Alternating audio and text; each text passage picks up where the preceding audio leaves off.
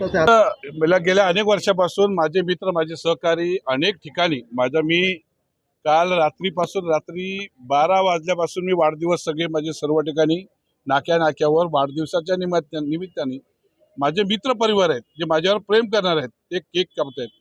मी आता संध्याकाळी 7 वाजल्यापासून इथे उभा होतो। एक थोडं 10 मिनिटात मी येतो म्हणून सांगून धर्मेश कुठे आहे तर तो वाट बघून मला वाटतं कंटाळला धर्मेश। मी 10 मिनिटात येतो म्हणून सांगून मी दुसऱ्या ठिकाणी केक कापण्यासाठी वाढदिवस साजरे करण्यासाठी गेले। त्या ठिकाणी 3 ठिकाणी माझा वाढदिवस साजरा केला। हा कुरार गावाने मला दिलेलं प्रेम आहे।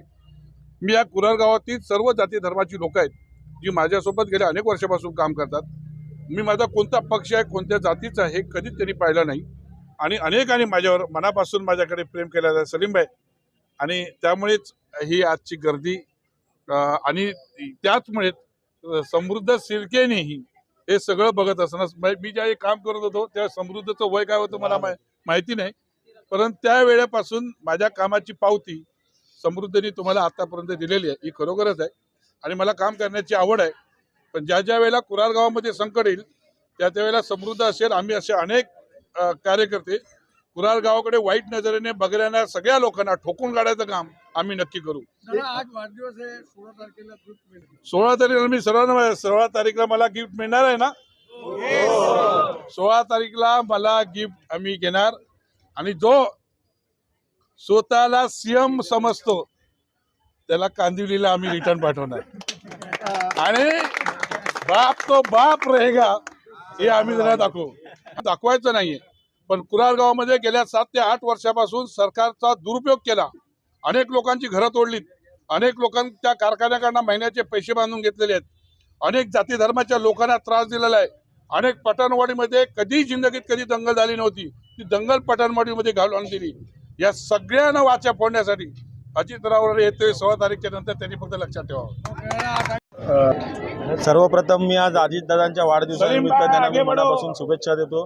त्यांना दीर्घ आयुष्य लाभो आणि त्यांच्या मनातील सर्व इच्छा मनोकामना सर्व पूर्ण हो आणि 2026 मध्ये त्यांना आपण सर्वांच्या वतीने महापौर या रूपामध्ये बघण्याची सर्व जे आपण कुरारवासियांची इच्छा आहे कुरारमध्ये एक महापौर हो अशी मी आई जगदंबेचरणी प्रार्थना करतो तुमच्या माध्यमातून। आणि काल मी अजितदादाला रात्री फोन केला होता, दादा तुला मी उद्याला एक सरप्राईज गिफ्ट देणार आहे, ते मी आज सगळ्यांच्या वतीने मी त्यांना गिफ्ट दिलेलं आहे। तुम्ही सांगितलं आता की हे माझे असं तुम्ही ह्याच्यामध्ये मी माझ्यावरती नाही बोललो कारण का शिवसेना हा कुरार विलेज जर तुम्ही म्हटलं तर कुरार विलेज हा शिवसेना आणि अजितराव राणे यांचा बालेकिल्ला आहे। तसं बघायला गेलं तर 10 वर्षापासून अजितराव राणे असतील मग रुपाली राणे असतील त्यांनी आज कुरारमध्ये भरपूर कामं केलेली आहेत।